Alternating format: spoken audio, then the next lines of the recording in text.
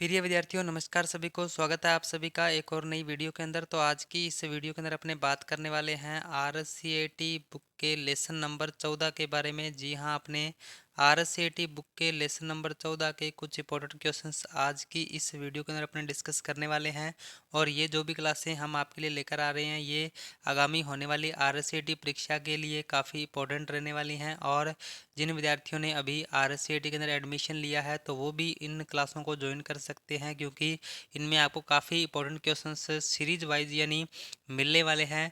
तो क्लास को ज़्यादा से ज़्यादा शेयर कर दीजिए, और चैनल को अभी तक सब्सक्राइब नहीं किया है तो चैनल को भी ज़रूर से सब्सक्राइब कर लीजिए, क्योंकि RCAT एग्ज़ाम से संबंधित आपको हर एक जानकारी है वो इस चैनल के माध्यम से हम प्रोवाइड करवाते रहेंगे।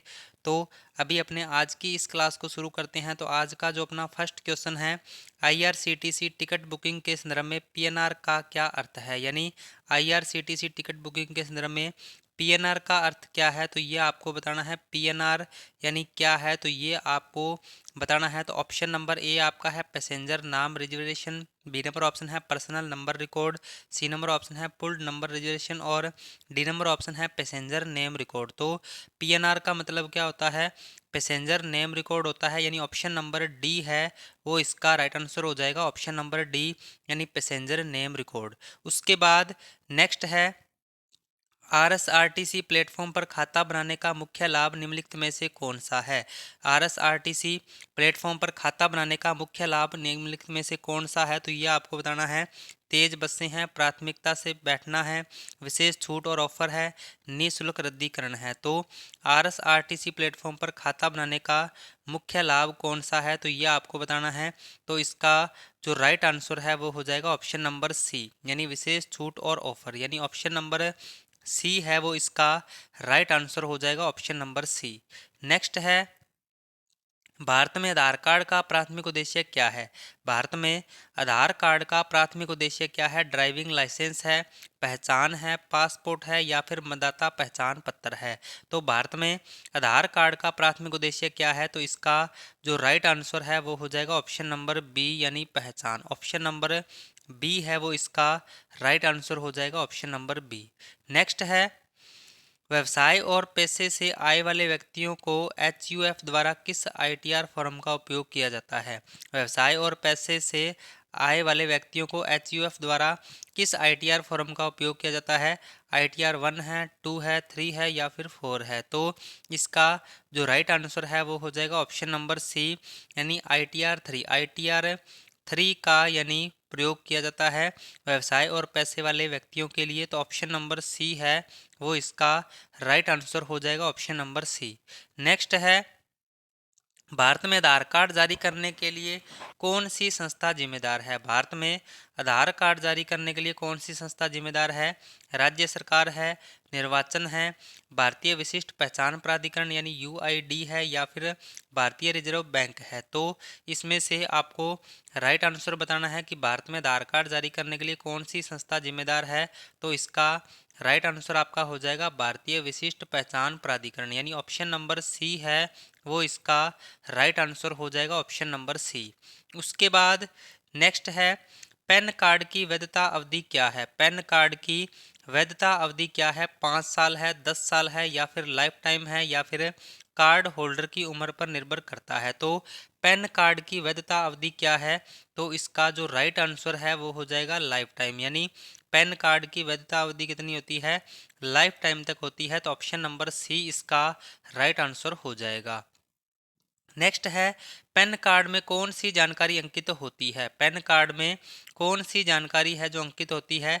केवल नाम और पता है, पैन नंबर और जन्म तिथि है, पैन नंबर नाम और फोटो है, एंटीवायरस है। तो पैन कार्ड में कौन सी जानकारी अंकित होती है, तो इसका राइट आंसर आपका हो जाएगा option number C, PAN number नाम और फोटो। यानी ऑप्शन नंबर सी है वो इसका राइट आंसर हो जाएगा। नेक्स्ट है, राजस्थान में LPG उपयोगकर्ताओं को घर पर गैस रिसाव का पता लगाने के लिए आमतौर पर किस सुरक्षा उपाय की सलाह दी जाती है।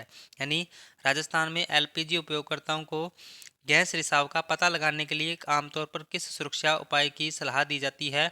तो सुगंधित मोमबत्तियों का उपयोग करना, गैस चूल्हे के चारों ओर पानी छिड़काव है, सी नंबर ऑप्शन अतिरिक्त गंध की जांच करना, और डी नंबर ऑप्शन छोटी मोटी लीक को सामान्य मानकर नज़रअंदाज करना। तो इसमें से जो इसका राइट आंसर है आपका वो हो जाएगा अतिरिक्त गंध की जांच करना, यानी ऑप्शन नंबर सी है वो इसका राइट आंसर है वो हो जाएगा। नेक्स्ट है, आरएसआरटीसी प्लेटफॉर्म पर पंजीकरण प्रक्रिया के दौरान यूजर्स से आमतौर पर कौन सी जानकारी देनी आवश्यक होती है? यानी आरएसआरटीसी प्लेटफॉर्म पर पंजीकरण प्रक्रिया के दौरान यूजर्स से आमतौर पर कौन सी जानकारी देनी आवश्यकता होती है?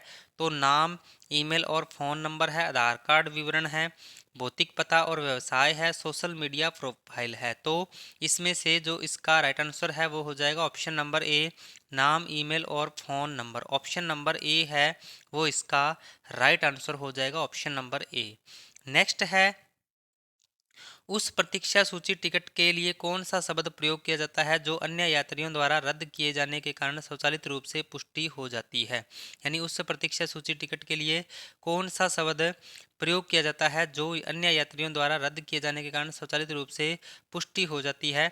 RAC है, PQWL है, GNWL है, या फिर CKWL है? तो इसमें से जो इसका राइट आंसर है वो हो जाएगा GNWL, यानी ऑप्शन नंबर सी है वो इसका राइट आंसर हो जाएगा, ऑप्शन नंबर सी। नेक्स्ट है, आईआरसीटीसी टिकट बुकिंग प्रक्रिया के दौरान कैप्चा का उद्देश्य क्या है? आईआरसीटीसी टिकट बुकिंग की प्रक्रिया के दौरान कैप्चा का प्रमुख उद्देश्य क्या है? पैसेंजर सत्यापन है, स्वचालित बोट्स को रोकना है, भुगतान की पुष्टि है, या फिर टिकट रद्दीकरण है? तो आईआरसीटीसी टिकट बुकिंग प्रक्रिया के दौरान कैप्चा का उद्देश्य क्या है? तो ऑप्शन नंबर बी है वो इसका राइट आंसर हो जाएगा, स्वचालित बोट्स को रोकना। ऑप्शन नंबर बी है वो इसका राइट आंसर हो जाएगा। और क्लास में आगे बढ़ने से पहले सभी से रिक्वेस्ट है कि क्लास को एक बार ज़्यादा से ज़्यादा शेयर कर दीजिए, और चैनल को अभी तक सब्सक्राइब नहीं किया है तो चैनल को भी ज़रूर से सब्सक्राइब कर लीजिए। उसके बाद नेक्स्ट है, वित्तीय वर्ष 2022-23 के लिए आंकलन वर्ष क्या है? वित्तीय वर्ष 2022-23 के लिए आंकलन वर्ष क्या है? तो ये आपको बताना है। तो इसका जो राइट आंसर है वो हो जाएगा ऑप्शन नंबर बी, यानी 2023-24। ऑप्शन नंबर बी है वो इसका राइट आंसर हो जाएगा। वित्तीय वर्ष 2022-23 के लिए आंकलन वर्ष क्या है? तो ऑप्शन नंबर बी इसका राइट आंसर हो जाएगा। नेक्स्ट है, RSRTC e ticket online book करने में शामिल चरणों और यात्रा के दौरान सत्यापन के लिए आवश्यक डॉक्यूमेंट्स का वर्णन करें। RSRTC e ticket online book करने में शामिल चरणों और यात्रा के दौरान सत्यापन के लिए आवश्यक डॉक्यूमेंट्स का वर्णन करें।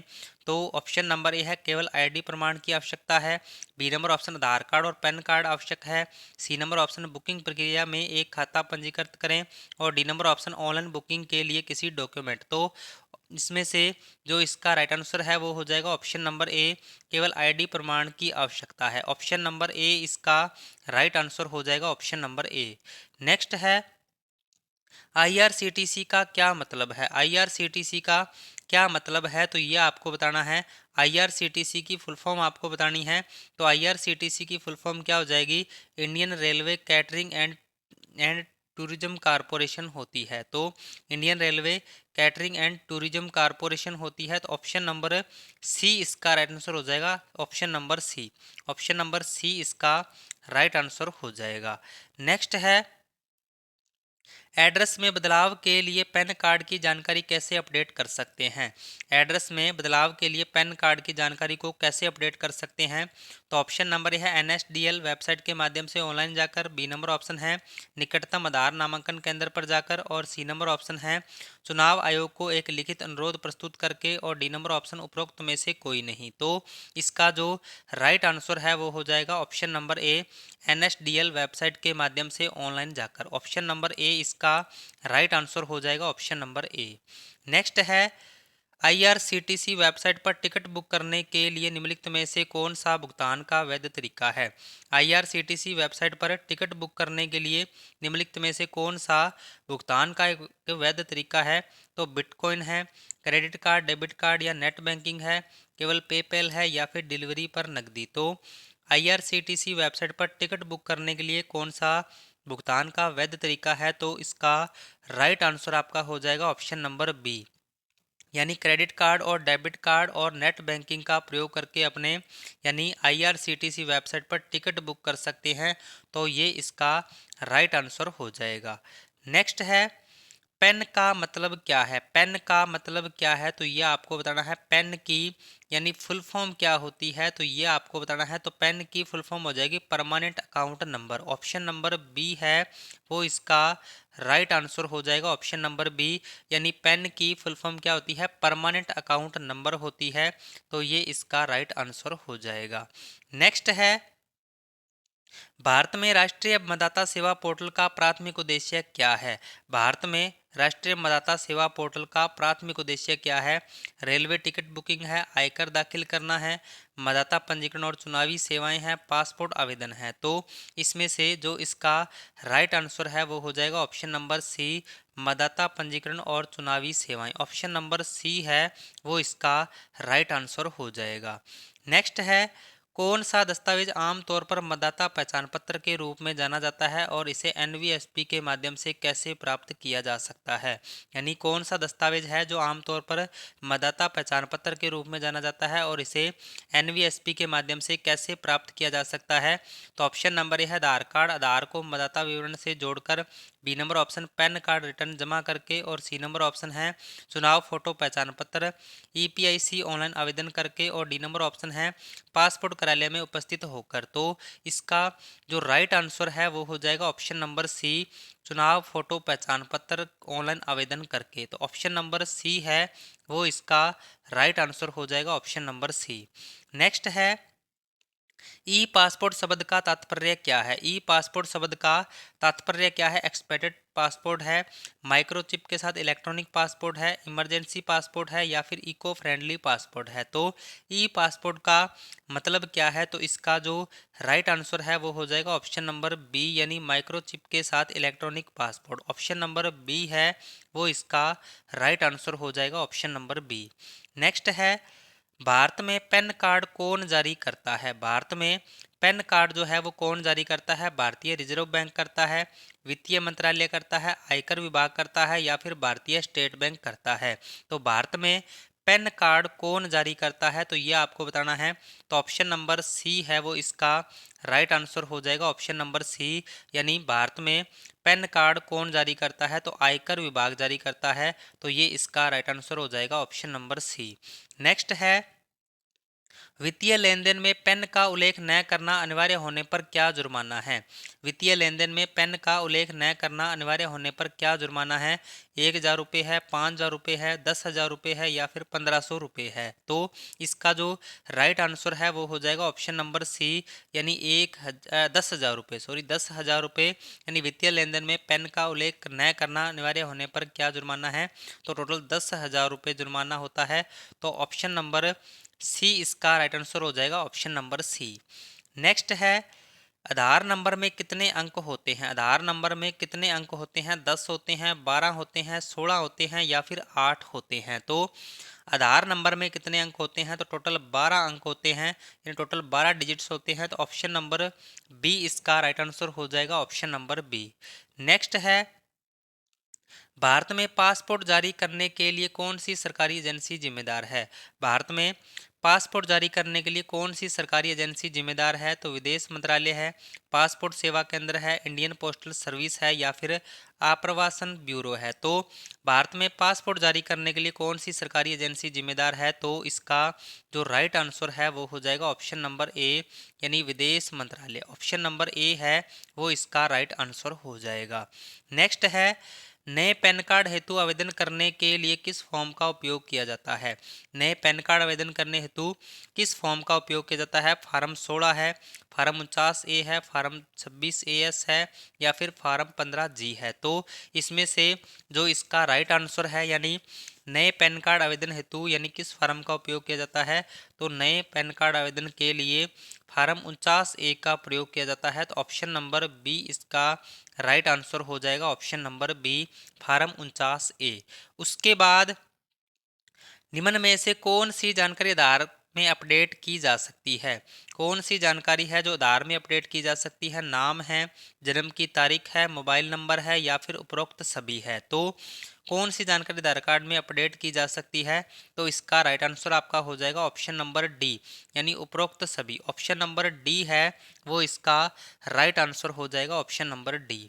नेक्स्ट है, ट्रेन यात्रा के संदर्भ में पीएनआर पैसेंजर नेम रिकॉर्ड का उद्देश्य क्या है?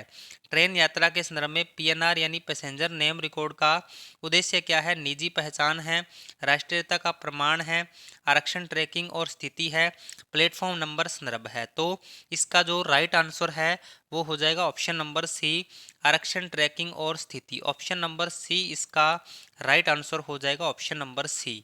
नेक्स्ट है, पैन कार्ड प्राथमिक उद्देश्य क्या है? पैन कार्ड का प्राथमिक उद्देश्य क्या है? पहचान प्रमाण है, ड्राइविंग लाइसेंस है, पासपोर्ट है या फिर शैक्षणिक योग्यता है? तो पैन कार्ड प्राथमिक उद्देश्य क्या है? तो इसका राइट आंसर आपका हो जाएगा ऑप्शन नंबर ए, यानी पहचान प्रमाण। ऑप्शन नंबर ए है वो इसका राइट आंसर हो जाएगा। नेक्स्ट है, आप आधार में अपना मोबाइल नंबर कैसे अपडेट कर सकते हैं? आप आधार में अपना मोबाइल नंबर कैसे अपडेट कर सकते हैं? आधार वेबसाइट से, आधार नामांकन केंद्र पर जाकर या फिर ऐप व दोनों, या फिर आधार में मोबाइल नंबर अपडेट नहीं किया जा सकता है? तो इसका राइट आंसर आपका हो जाएगा ऑप्शन नंबर सी, यानी ऐ व दोनों। यानी आप आधार वेबसाइट से भी कर सकते हो या फिर आधार नामांकन केंद्र पर जाकर भी कर सकते हो, यानी ऑप्शन नंबर सी इसका राइट आंसर हो जाएगा, ऑप्शन नंबर सी। नेक्स्ट है, भारत में चुनावी प्रक्रिया में एनवीएसपी की क्या भूमिका है? भारत में चुनावी प्रक्रिया में एनवीएसपी की क्या भूमिका है? ड्राइविंग लाइसेंस जारी करना है, जनमत संरक्षण आयोजित करना है, मतदाता जानकारी अपडेट करना और मतदाता पहचान पत्र जारी करना है, और डी नंबर ऑप्शन सार्वजनिक परिवहन सेवाओं का प्रबंधन है। तो इसका जो राइट आंसर है वो हो जाएगा ऑप्शन नंबर सी, मतदाता जानकारी अपडेट करना और मतदाता पहचान पत्र जारी करना, यानी ऑप्शन नंबर सी है वो इसका राइट आंसर हो जाएगा। तो ये थे आज के अपने लेसन नंबर 14 के कुछ इंपॉर्टेंट क्वेश्चंस। तो क्लास आपको कैसी लगी इसका फीडबैक आपने कमेंट में ज़रूर से बताना है।